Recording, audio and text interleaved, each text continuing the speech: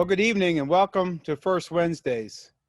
It's great to see such a large amount of folks signing in to join us. And we know over the next 10 minutes, we'll be adding other people as they leave one class and go to another, leave one meeting and come to another. It is a privilege to have the panel we have, and Andy Heiss will be doing the introductions and welcome everybody for that. But I just want to thank everybody on behalf of the Regnier Institute and the Block School. I'm Jeff Hornsby. I'm a professor in the Entrepreneurship program, as well as chair of the Entrepreneurship and Management Department and director of the Regnier Institute. And we'd like to welcome the students, both undergraduate and graduate. We'd like to welcome our faculty from across the Block School and any mentors that might be involved tonight. Again, welcome, and you're in for a great conversation from some amazing women entrepreneurs. Thanks, Dr. Hornsby. And I just have one quick announcement for you this evening. That's just about our RU Idea Jump. It's a student pitch competition that we'll be holding in, it'll culminate in December's first Wednesday. But what we're asking you to do, if you're interested in participating, all you have to do is submit a 4-minute video for your idea on how to approach one of these 3 prompts that you see here on the screen. The 3 problems that we're asking students to sort of crowdsource and solve this semester are: what products and services might we design to address the challenges that have arisen as a direct result of the coronavirus pandemic? Something that's all, we're all experiencing, something you probably are having to deal with as well. How might we rethink the business models underlying today's most popular social media platforms? As you know, there's a lot of privacy issues around social media companies and who owns the data and that sort of thing. But that's what they rely on in order to make money. So maybe there's a new model that we could come up with that would allow social media companies to provide the same services, but maybe in a little different way. What products and services might we design to tackle problems present in the community right now? So this one's going to be more local, looking at Kansas City and saying, what are the problems that are happening now in the city, and what might we be able to do to solve them? So if you have any ideas, or maybe you're already working on some ideas, we encourage you to sign up for the RU Idea Jump. Again, that'll take place this semester. It'll culminate with first Wednesdays in December. More details on that coming soon, but the first step you need to do is sign up to apply. You can see there's a QR code as well as a tiny URL there on how you can do that. And you need to sign up by November 15th. Again, it just requires a 4-minute video from you and your team, and we'll go from there. So the criteria and everything's on the website. Sign up. I look forward to hearing all of your awesome ideas. We're going to jump right into this. I'm going to turn it over to Laura Moore, who's going to give a quick introduction for our panelists this evening. Thanks, Andy. Hello, everyone. We're really excited that you're here and hope you really enjoy our panel. I have the opportunity to introduce you to Lauren Conway. She is our moderator for tonight. A little bit about Lauren. With a diverse background in business and almost 20 years experience working with organizations ranging from large corporations to nonprofits to startups, Lauren Conway is a Swiss Army knife ready to tell Women X stories and help them level up as leaders. Lauren began her career in marketing and operational management roles, working for large corporations such as Hilton Hotels in St. Louis. In 2013, she took a leap and founded Ideative Creative, a boutique marketing and agency consulting firm. From there, she discovered the power of entrepreneurship, and after an impromptu move to Kansas City, which we're very excited about, began connecting with amazing entrepreneurs that call Casey home. In 2017, Lauren joined the Kansas City Startup Foundation, now Startland, and the Kansas City Startup Villages as the director of operations, and for over 2 years connected with amazing women entrepreneurs and leaders across the city. Through that work, she identified a need to connect with these women in meaningful ways and began to find methods to convene them through pop-up events and eventually a virtual community called Startup Sheroes that ultimately evolved into Innovate Her. Today, Lauren serves as an advocate for Women X and founder of CEO of Innovate Her KC, an organization that has 3,300 plus members that is a Women X leadership community that serves women leaders in a vertical of verticals of entrepreneurship, community activacy, civic engagement, education, and the arts. Through Innovate Her KC and as a host of the Startup Hustle podcast, she makes it her mission to amplify, elevate, and celebrate badass women doing kick-ass things in Kansas City, facilitating space for leadership development and supportive network, resource sharing, and mentorship. So it's my pleasure to introduce Lauren Conway, who will introduce you to your panel. And here we go. Thank you so much, Laura, for that. And Andy, Jeff, really, really appreciate the opportunity to be here with UMKC tonight. Go Roos. So wanted to say, first things first, happy National Women's Small Business Month. You know, I think when UMKC approached us about potentially partnering on this event, I got really excited because amplifying and elevating the work of women leaders and entrepreneurs is the work of Innovate Her KC. And I know through this event and I know through this month that our interests are all aligned. And so I'm just really excited to be here. So tonight we have brought together 3 amazing women entrepreneurs. They're kind of my heroes.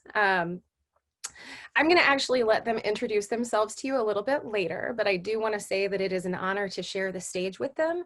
Each one of them individually is a powerhouse, and they are all brilliant, passionate, engaging business leaders. And I'm just so excited to have the opportunity to do my favorite thing with them tonight, which is ask about their stories and learn about them and hear what they have to say. And so if you're not already really excited, you should be. And I know that I am. So let's go ahead and jump right into it.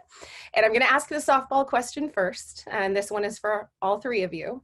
Why don't we go ahead and start with Tammy. Tammy, if you could just tell us a little bit about yourself and what you do. Thank you so much, Lauren. I appreciate the opportunity in this platform. My name is Tammy Buckner. I am the founder of Tequity Digital and co-founder of We Code KC. Tequity Digital is a technology solutions company where we offer tech consulting, business analytics, and project management DevOps to our clients. And we also, like I said, have a nonprofit organization called We Code KC, where we have the opportunity to mentor and teach young adults and children ages 7 to 17 about technology, cybersecurity. So thank you. Amazing. And how about you, Erin?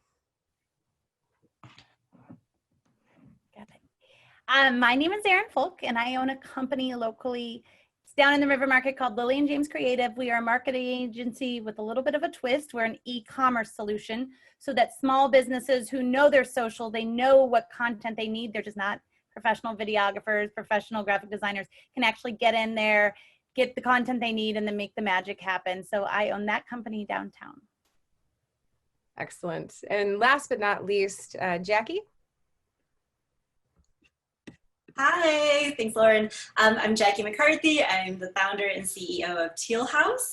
Teal House, we are a bio fashion company in the ag tech space, and we are working to create 100% bio-friendly footwear. And earlier this year, we launched with our teal bottoms, which are made out of 100% vegan leather.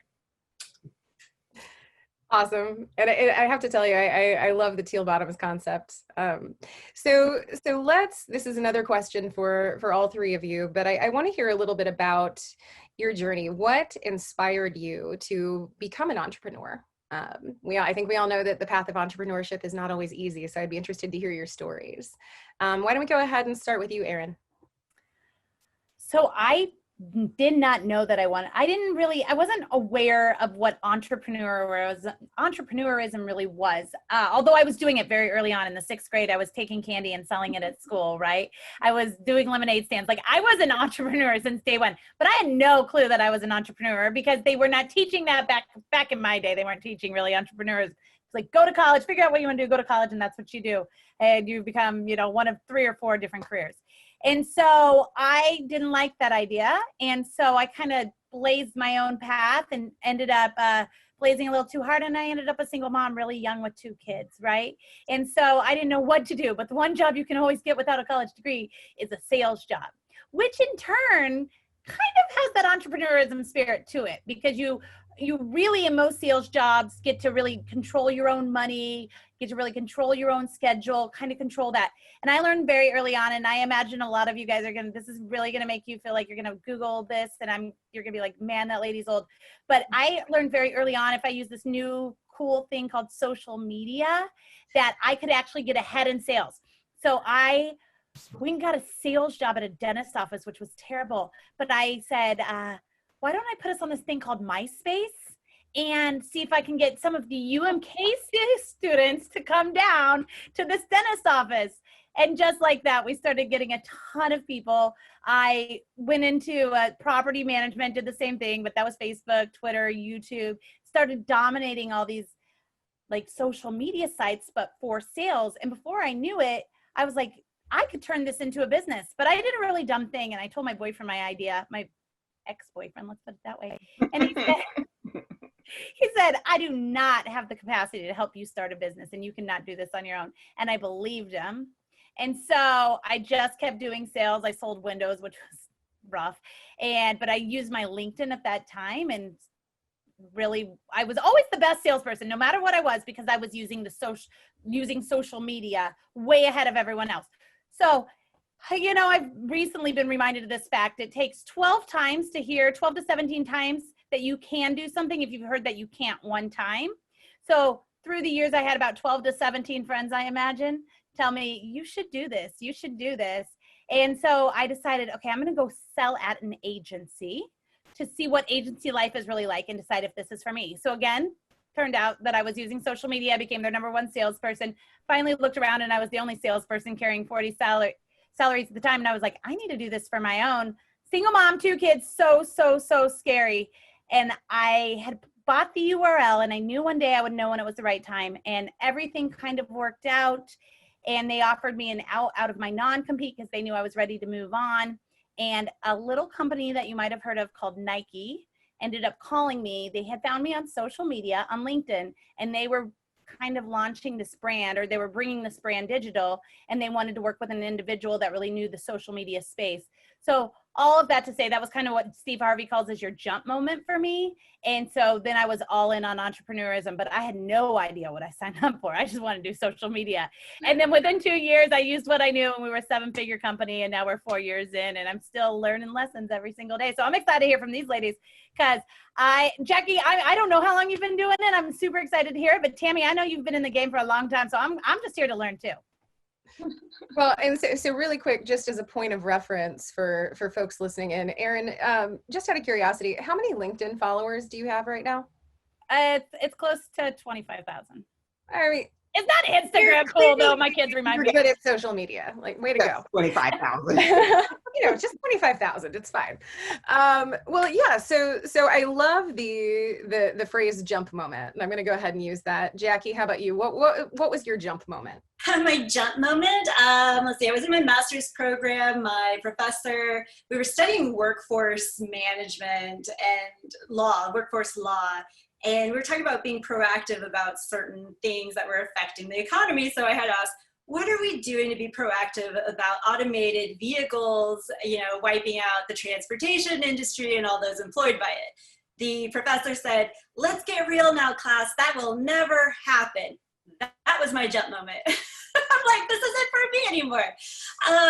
I'm done at this place. Like, we're done. And I only had 5 classes left to complete my master's, but it wasn't for me. And at that point, I had started this travel platform that connected random strangers together, put them together in a group, and sent them off to another part of the world to go on a trip. And the person who created the trip could earn money on this platform. So it's kind of like a Uber, but for group travel.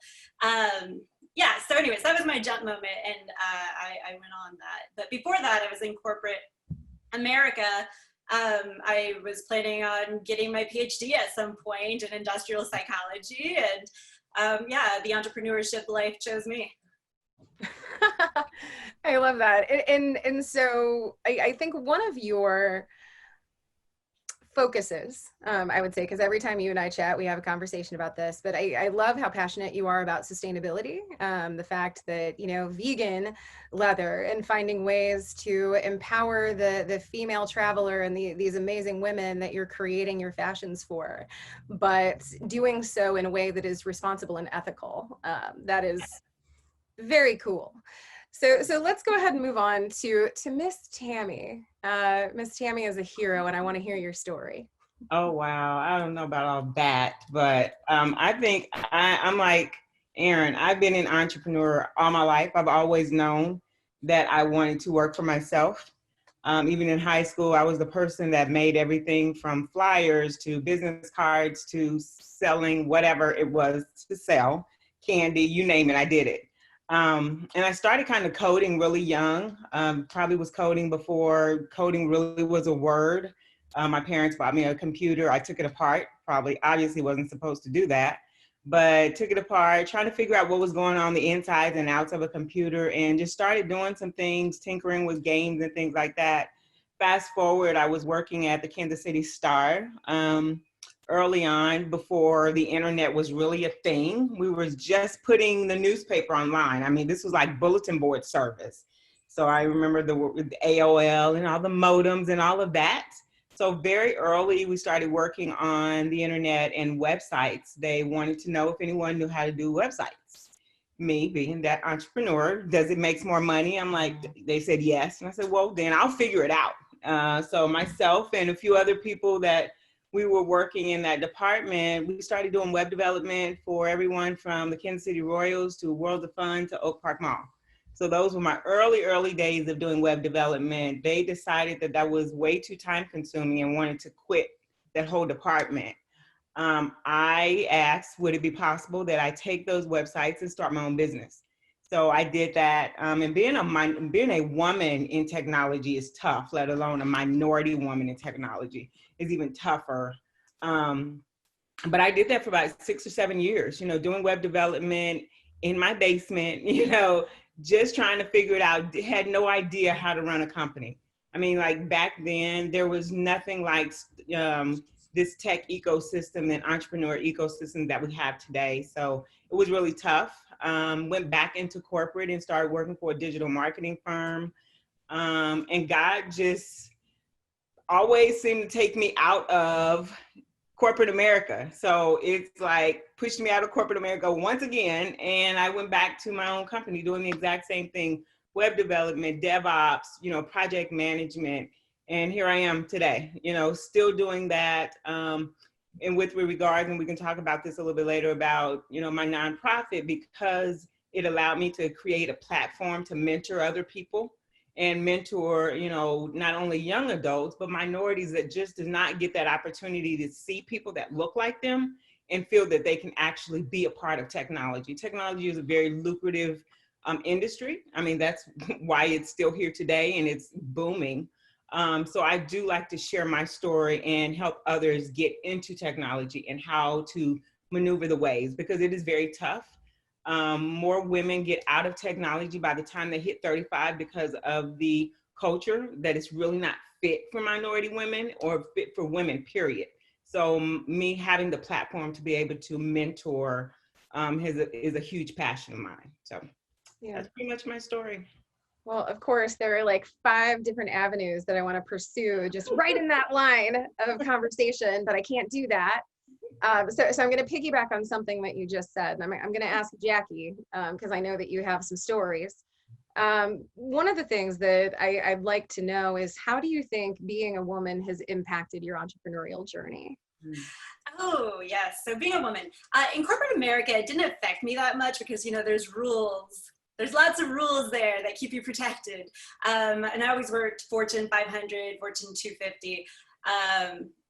But when I jumped into entrepreneurship, it was completely different, especially when it came to fundraising.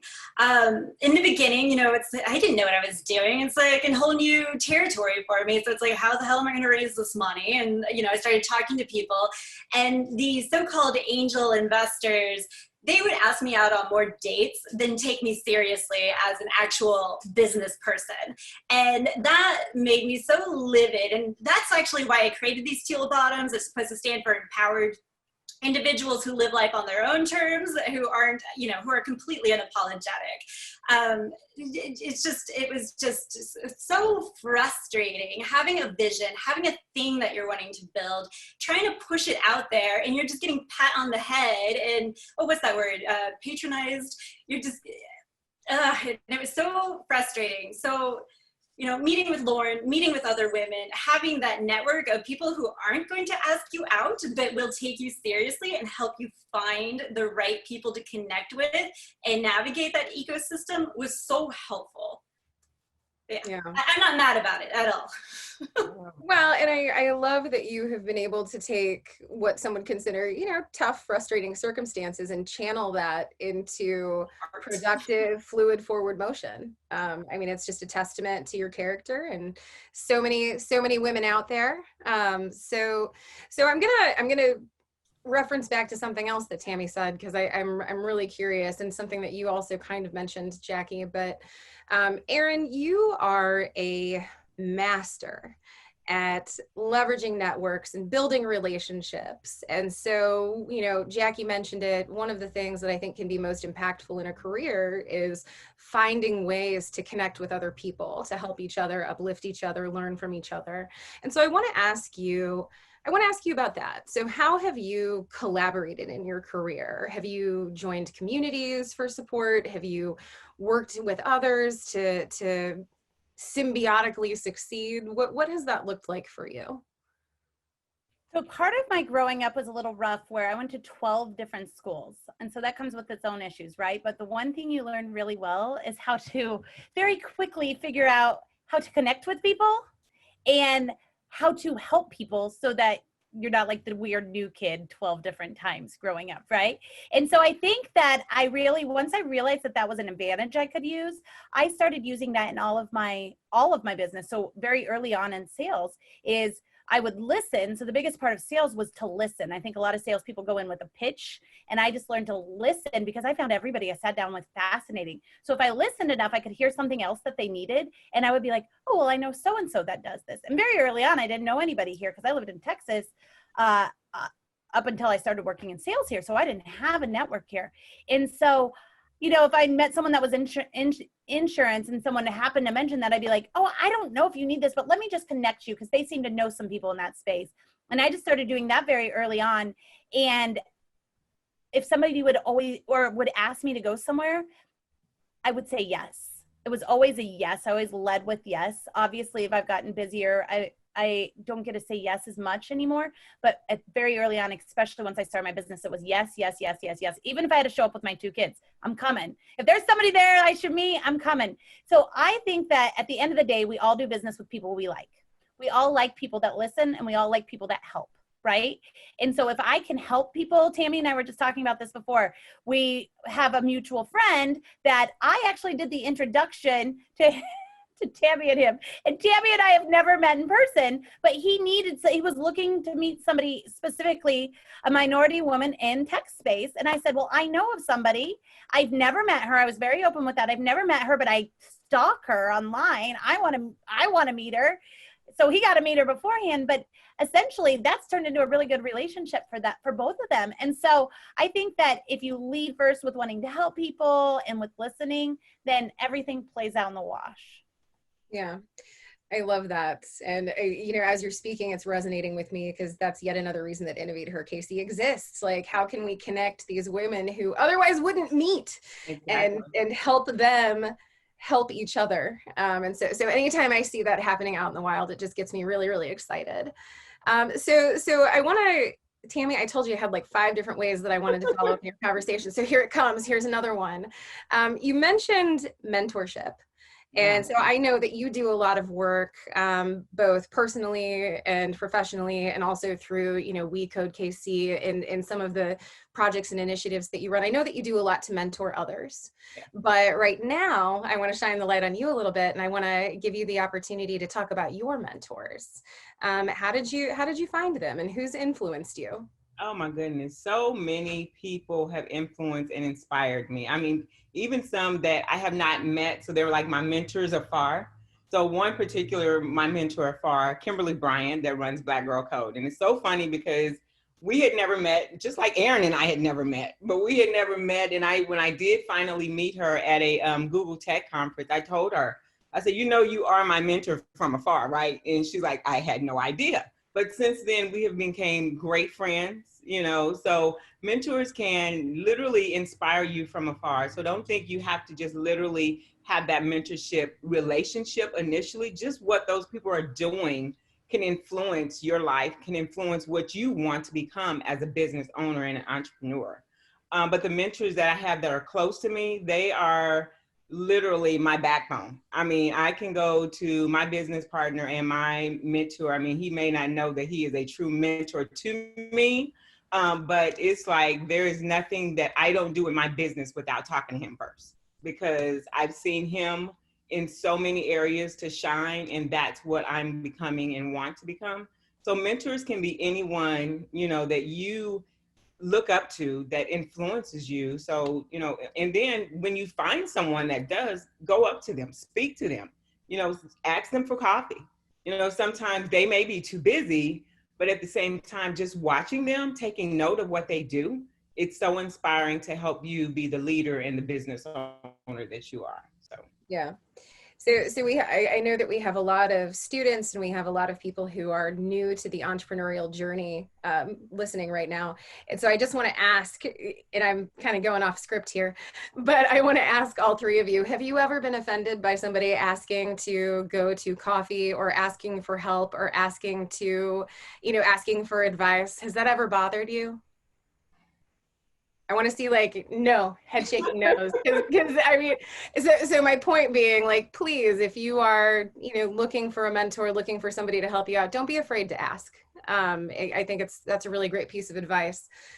So I'm going to use free that. Office space. Can I say this? I got free office space for a year because I asked.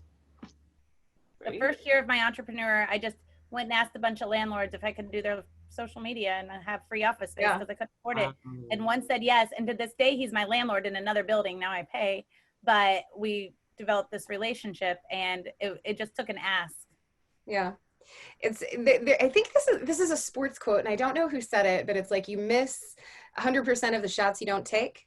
And so, you know, take the shot. Why not? What do you have to lose? So I just wanted to throw that in there. So I'm going to come back to advice later, but what I actually want to ask you all right now is I want to talk to you about failure, because I think in the entrepreneurial community, there's this perception problem where everybody has to be #killing it and everybody has to hustle and everybody has to be doing really, really great all the time. And the fact is, entrepreneurship is hard. It's really, really hard. And there are days when you just aren't sure you're going to be able to make it. And so I want to talk to you about failure, and I want to hear your stories and how, not just your stories of failure, but how you overcame that to become the leaders and entrepreneurs that you are today. And I'm going to go ahead and start. I think I'm going to start with Tammy. I just feel like it. Failure, fail fast. I mean, seriously, because I've restarted and revamped and repivoted and started 15 times over again. And I tell you, you need that. You need to learn from failure, because for the most point, a lot of times you don't learn from success. I mean, you don't get everything out of success, but for failure, you will, because you'll learn what not to do the next time. You will learn how to pivot and how to work through the problems that you actually had during that time. There were so many times in my entrepreneurial life that I had no idea how I was going to pay a bill. You know, I had no idea when the next check will come. You know, so, but failure, I mean, entrepreneurship is definitely not for the faint at heart. I mean, it is tough. Sometimes you just don't know how to make the next move. But at the same time, when you do have to pivot, don't be afraid to pivot. Don't be afraid to pick up everything that you have and switch gears. Because if you're going down a path for 2-3 years and you're not being successful, you're not making money, it's not to say to give up. It's just to say, figure it out, figure out another path. You know, you don't change your goals. You don't change what you're doing in business. You just have to change a different way you're doing it. So, you know, sometimes you just have to figure it out. And like I said, when the fails come, it's time to pivot. Yeah. Jackie, how about you? Oh, I got a really, really good story. So it goes back to the travel company, and I'll get to the shoes. So I had started this company, the We Go Trips, and I started it for a why. And my why was that I wanted to bring real, raw, and authentic connection back into a world that didn't have much going on. Mm-hmm. And so when I, dropped out of my master's and I came to this realization, like, this is going to be the thing that I'm going to do, I went all in. And keep in mind, like, I was making well over a 6-figure income, independent, a single mom, doing really well too. All right, now I jumped into this entrepreneurial world. I'm all in. I'm not making any money for 2 years, but I had to do this fundraising thing. It wasn't happening here. So I had to go to another state to make that happen. So I was making this trek back and forth between Kansas City and Denver. And so this one time I had used my last mile points that I had on Southwest, got a flight to go to Denver. I was really behind on my phone bill, and so I had to use a prepaid card, but apparently when you travel out of state with a prepaid card, it'll shut your phone down if you still owe on the phone. So I get there, my phone gets cut off. I missed my flight earlier that morning. I had to travel by bus because I didn't have that much money. I ended up missing my bus. I used couch surfing to go stay with a random stranger I've never met before in my life. My phone completely dies. By the time I get there, I thought I was gonna have to sleep on the street. It was terrible. I didn't. But it's not for the faint of heart. And when your why is really strong and really compelling, you're gonna do whatever it takes to make it happen. There's a really good quote. If you are interested, you'll do what's convenient. If you are committed, you will do what it takes. With entrepreneurship, make sure that you are very, very committed to what you are doing, because there's going to be a lot of failures. Another failure, so keep in mind, I gave up my entire life to make this travel company happen. And then here comes coronavirus and wipes it out. So completely, right as we're starting to progress, wipes it out. We had to refund everyone. But thankfully, last year I had started a hobby of sketching out shoes and actually, making them. So I had to make a really big pivot and make the hard decision of closing down this travel company that I had spent 3.5 years of my life building and working and growing on. But because of WeGo, I pretty much had a PhD in entrepreneurship at that point. So I knew you start with raising capital. You don't even build the product till you have some money in the door, because it was something that was just a hobby to me. It didn't matter as much to me as it did with WeGo. So I called the shots. I didn't care if I took money from someone or didn't take money from someone, because it's my company. I'll take money from who I want to work with. It was just a completely different mindset going into this. But all of that came because I learned from a big failure. Yeah. Well, thank you for sharing that story. How about you, Erin? Well, I've never failed. Just kidding. Oh, okay. Look at Tammy. She's like, okay, so here's my biggest lessons with failure. And then I'll tell you that we would be here for 4 more hours if I told you all about my failures just in this business in the past 4 years, but I'll tell you a couple of them.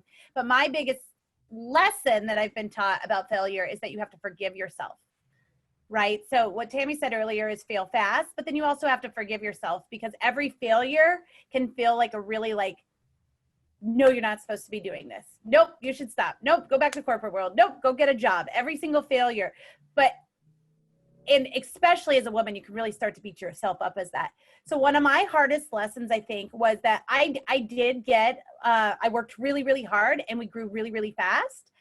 And if you go look at all of the numbers about how many agencies make it and stuff like that, I was really excited, but nobody was paying attention because they were like, it's an agency, they're gonna fail. That's what happens. It really just takes a laptop anymore to call yourself an agency, right? So we grew really fast and we grew really big, and I was just hiring, and I knew nothing about business. I literally went to the bank right across the street to open up our business account because the first week we got a check. I didn't even know what to do with it. I was like, well, I need to go put this in. And I started hiring people, and I knew nothing about a lot of the stuff that I know now, making sure they're a good culture fit, working on our culture first and our people second, understanding processes and understanding that I can't just be like, go do it, and that they're going to have as much passion for me because it's not their baby, right? It's a paying job and they shut off at 5. And I didn't understand all of this. And so over the first 3 years of my company, so I've gotten good this past year, really, but I went through so many employees and really developed this culture in-house of either you stick or you're just here and you're gone the next day. And it was really rough. Everyone that works for me now has been with me almost 3 years. So I like to say the strongest survive.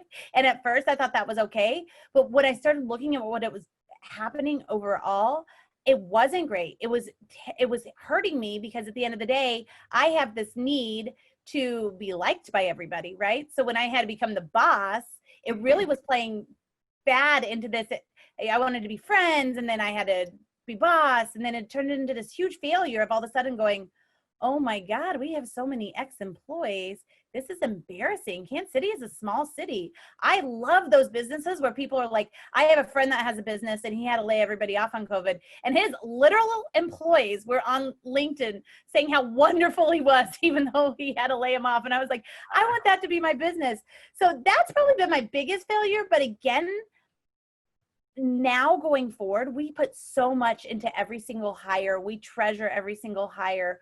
We do personality tests. We do we have multiple people interview. So I think like that's one of my 1 million failures, but with every failure, I learned a lesson. And sometimes I'm one of those girls, I told you I have 2 kids. I got to learn some of my lessons twice, sometimes 3 times, sometimes 4 times, right? But eventually you start getting them and they make you a stronger business owner and a stronger business owner. And I have we were talking about mentors earlier. I have mentors who have had their businesses for 25 years. And I just think they're so insanely amazing. And one of them in particular, we walk once a week. And she always tells me a lesson she learned that week from a failure she had to remind me, even 25 years down the road, I'm still going to be failing. And it's still okay because I'm still learning. Yep. You muted yourself. I'm muted, I know. So first of all, thank you for sharing that, ladies. That was, I don't know, I think that's really impactful. I would also like to apologize for the Harley Davidson Club that is apparently having a party outside my house. But my last question, because we're actually gonna head into Q&A really quickly. But I want to ask one more question, and it was going to be, what is the best advice you received on your entrepreneurial journey? But I actually think we've had a lot of really good advice kind of interspersed throughout. So the question that I actually want to ask you, because we just talked about the hard stuff, let's talk about the good stuff. What are you most proud of? What have you loved most about being an entrepreneur? And again, this is going to be for all three of you, and let's keep it kind of quick so we can get to the student questions. But why don't we go ahead and start with you, Erin? So I'm absolutely most proud that we're sitting here in the middle of COVID. My kids are virtual schooling, and I'm sitting in the corner of my bedroom with my green screen behind me. And I am not concerned about money. I am not concerned about, I didn't have to lay off anybody during COVID. We've grown during COVID. And because I've been through all this crap, COVID didn't seem that bad. I mean, it's sad and it's bad, but I didn't shut down is what I'm saying. Like I watched a lot of business owners shut down. This just seemed like, okay, here's another thing. Let's go. And so I'm just really most proud that my kids got to see mom not crumble and instead just got to see thrive. And they're thriving right now and we're doing great. Round of applause. Jackie, how about you? Well, you know, it was probably when I was watching the travel company tank and finally accepting it and being able to move forward from that, because I had accidentally created another incredible company with an even more incredible team with even more potential on the back end. But I was never going to pursue that unless I was able to lay the travel company to rest. So with that, I had to let go of all of these ideals of what I wish I was, that I wish I could be, especially with the fundraising, right? It was like, oh, well, you don't look like an entrepreneur, or oh, you're dressed up too much. And finally, for once, I could just be myself in all, just my entirety. And that drove the new vision. And it was just letting go and accepting that. It was really, really cool. Yeah, that's awesome. How about you, Tammy? Yeah, the most part, I mean, absolutely being able to be on platforms such as this to meet amazing women. And again, that I am so thankfully blessed that during COVID, we have not had to shut down. We have gotten more work. And it's just been truly a blessing that I am able to start hiring more people and just being able to, not worry about money. That's just a blessing. I mean, because, I know there's so much going on. There's, unemployment, disparity and going on, but it's just been a truly blessing and favor that I am not having to worry about, issues about that right now. And then again, like I said, being able to be on a platform such as this and to meet more women that are amazing and awesome is just the best thing, in regards to entrepreneurship. So thank you. Oh, well, thank you so much for that. And I think at this point, we are going to go ahead and open it up. We've had some folks asking questions in the comments, and I see Jackie has been answering some of those questions. I didn't realize it was for the end. So thank you for that. So let's go ahead and take a look at some of the questions that were asked. We've got, so Tammy, Dr. Philip Hickman wants to say future happy birthday. That's one of that partner and that mentor that you were talking about earlier, right? Absolutely. Yeah. So hold on. Is it true? Wait. Is it true that advancing students? Nope. All right. I'm not reading this correctly, so I'm going to go ahead and skip to the next one. But happy future birthday. You have a big milestone coming up. It's amazing. Yeah. Okay. So, this is interesting. So this is actually from Anonymous. How did you balance the struggle of having a startup that wasn't providing an income while still meeting basic life necessities like food, shelter, clothing? Oh, man. By the grace of God. Yeah. Quickly. Hurry. Erin? I actually, right before I started my company, I had a friend that owns a fabulous Mexican restaurant downtown, Tio Cali. And I went to him, and I'd been talking about it for years. And I said, could I have a waitress or bartending job or something here? And he said, absolutely. So my plan was to work during the day and go bartend at night and use enough money to pay the babysitter, make enough money to pay the babysitter, and then the other money. But I knew it would also, I had no savings account, nothing going into this.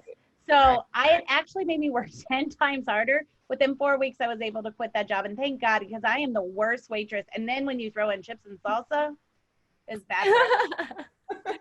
Love that. And Jackie, how are you keeping the lights on, friend? Well, now it's different, right? But when I was doing the travel company and I jumped all in, I was kind of going through an existential thing in my life, and I didn't fully think it out. And my personal runway, ended within like 8 months, and I had an investor, that thing fell through. And anyways, it was just like this chaotic thing. So long story short, it's like my kids and I were living out of hotel rooms, and then there's like the crowd sharing platforms. They really help generate money in other ways. But if you have a will, you will find a way to make that happen, whether it's taking side gigs or letting strangers stay with you for a while. Anyways, but yeah, it's one day there'll be a book about it, I'm sure. So I do want to ask this one because it's been asked in the comments in a couple of different ways, and so I'm just going to generalize it a little bit. But I think that this is a really, really important question. So how do you deal with overwhelm when things are tough, and how do you find the strength to keep going?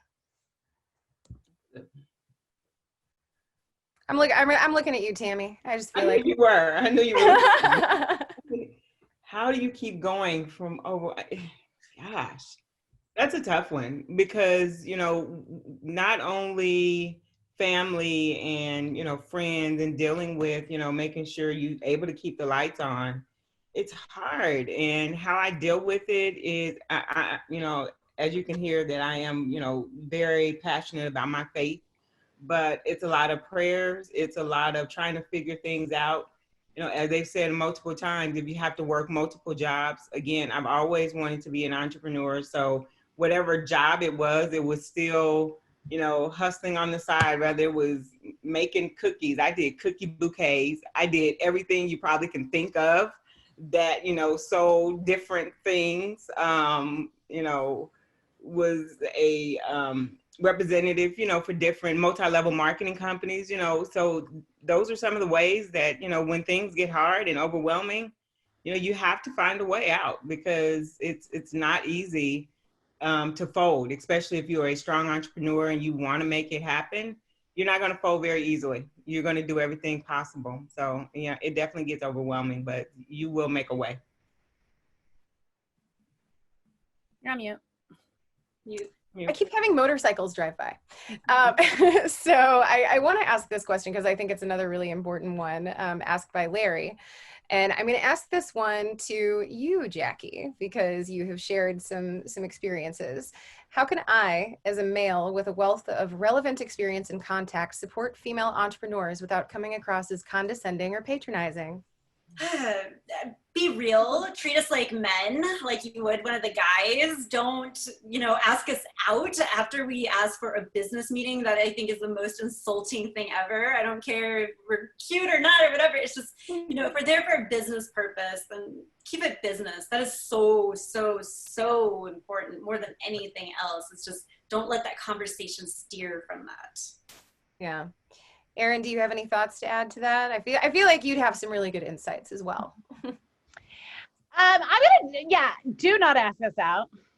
But I don't think you have to treat us just like a man, because I think when we say that, sometimes men can get confused of what does that mean, right? Mm-hmm. And so I think treat us with respect is more what I would say, is treat us like you would, like if I was your mom or your sister, in the same amount of respect how you would want them to be treated, just treat us like that. I think that men and women, I sit in a space where I do think men and women function and think very differently. And that's what makes it awesome. And that also is why so many women companies are killing it, because there are things that we can do a lot better too, right? And so I think that we need each other at the end of the day. But I think that as long as we lead both ways with respect, then it starts to work out really well. Yeah, I love that. Well, yeah, thank you so much for sharing that. We have another good one, and this one is actually to you, Erin. So I'm going to pop it right back to you. How do you keep your employees motivated? I know Erin said it's hard to keep others as passionate as you when it's not their baby. So how would you keep others somewhat invested? This is so funny because I was talking about this today, because I don't know if y'all know about creatives, but creatives are the hardest employees to keep motivated, because they're all in when they're creative and the other time. So this has been something that was tough before COVID, but going into COVID, it's been very, very difficult. So I think that I believed early on that we needed to work from 9 to 5, Monday through Friday, and that makes a business.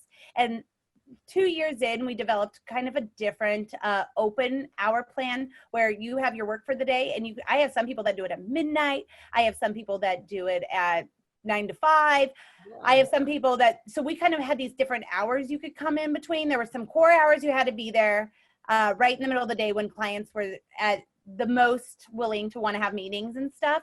But now that we've gone into COVID, what I've realized is everybody kind of has their own challenges, and I've had to really sit down and work with each one of my employees individually. So I have a team of 6, so I get to do this, right, because my team size, but each person is struggling in a different way with staying motivated, with balancing whatever their family looks like, with balancing whatever their home situation looks like, their bills look like, all of that.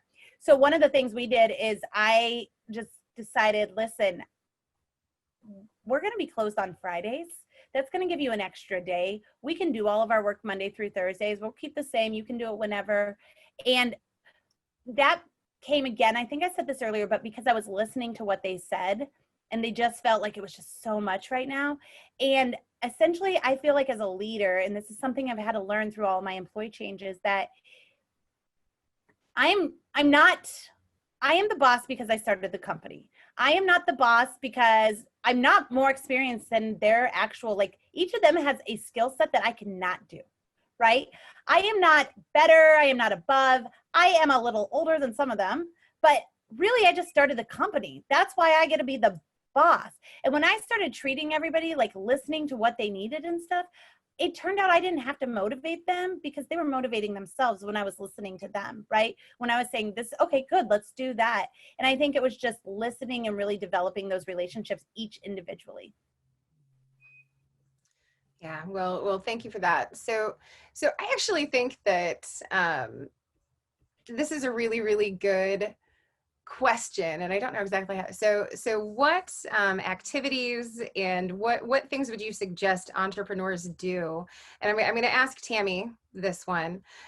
What activities would you recommend entrepreneurs invest their time in? Oh, wow. Probably learning about the industry, number one. Whatever industry that you're interested in going into, making sure you're keeping educated about that industry, continuing to learn about it, because technology, there's something new every freaking day. So I'm always reading, I'm always catching up and figuring out, most importantly, listening to podcasts in regards to that industry to learn as much as you possibly can. I mean, that will probably be the biggest suggestion that I will make, in regards to that. And then just continuing to network, stay involved. When you see an opportunity or a meeting that's involving the industry that you want to go, be there, be a part of it, show up, have a name tag on, don't stay in your little small circle, get involved, meet new people. I mean, I would challenge you to meet 2 to 3 people every week and follow up with them, and it may even be more. I'm sure Aaron would probably say that's probably a day,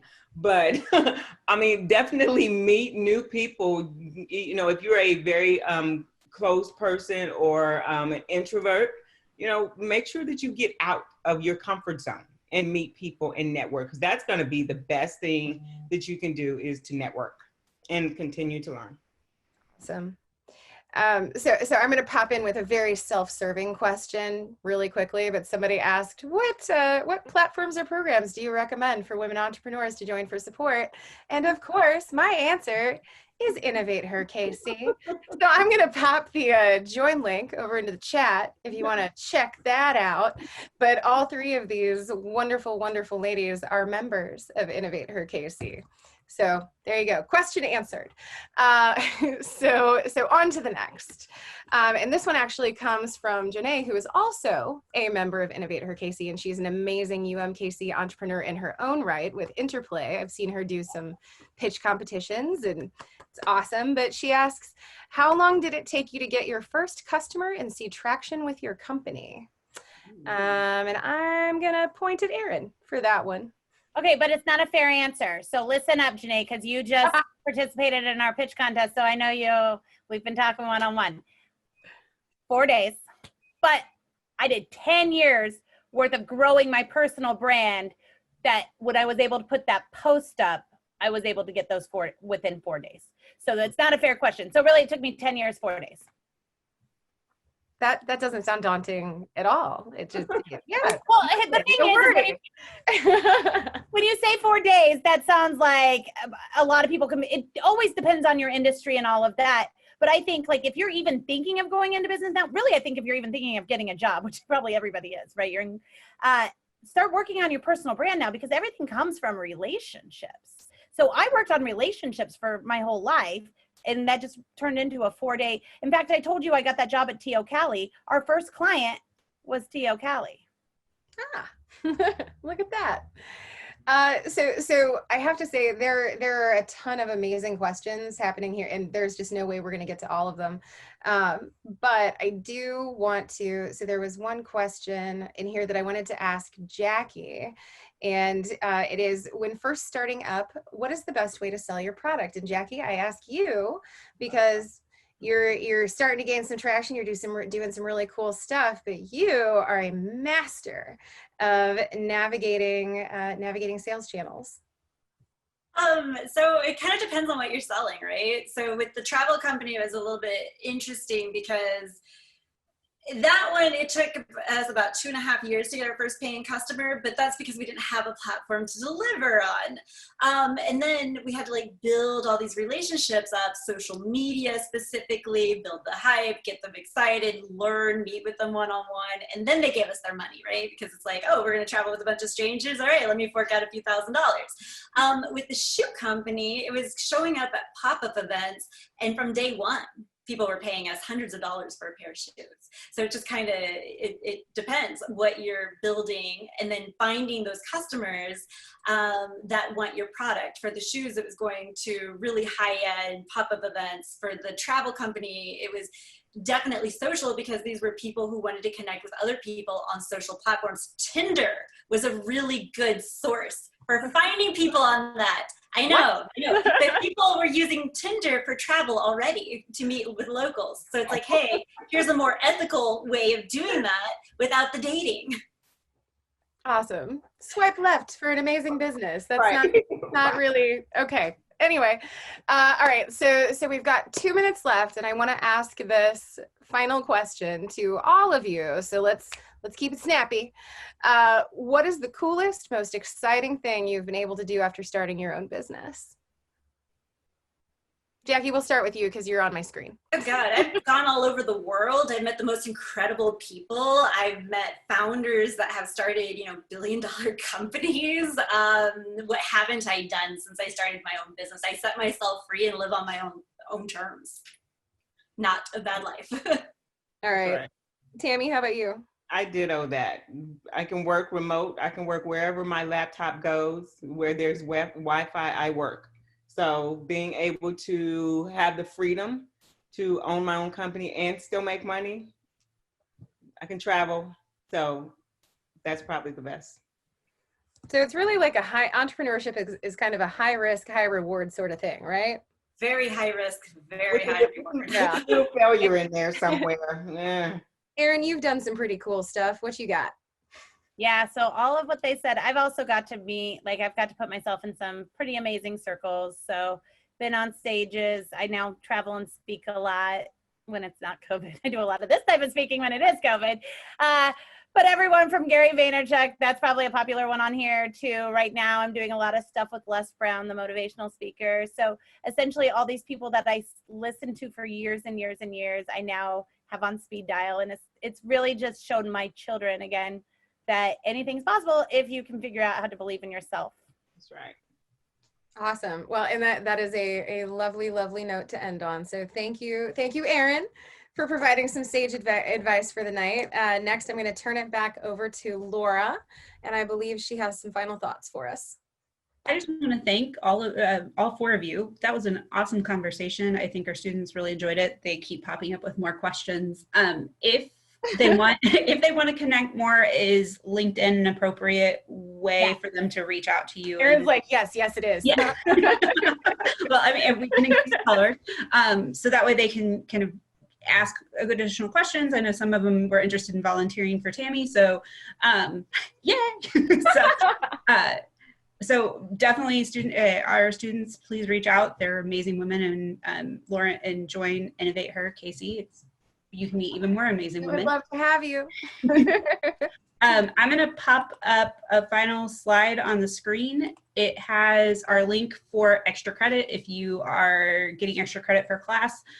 It should work. Last month we had a little issue with overload, and it was saying it didn't. It did track even though it said it didn't. So go ahead and try to submit that. Next month we will be on November 4th at 5 o'clock via Zoom. So the sign up link is also there if you want to go ahead and sign up, and so you can add it to your calendar. But so we hope we'll see all of you again next month. But thank you so much, ladies. That was awesome, and I think really inspiring for our students and all of us and everybody that watched. There were some great community members on there too. So thank you. Thank you so much. Thank you. Bye.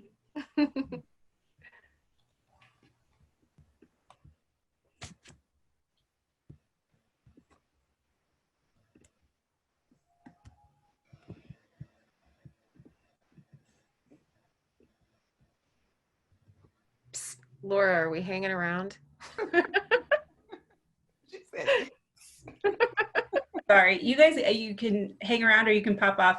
You just kind of wait to see, because last month the Q&A or the extra credit survey failed on us. So I'm just double checking, but thank you so much, ladies. They need Yeah.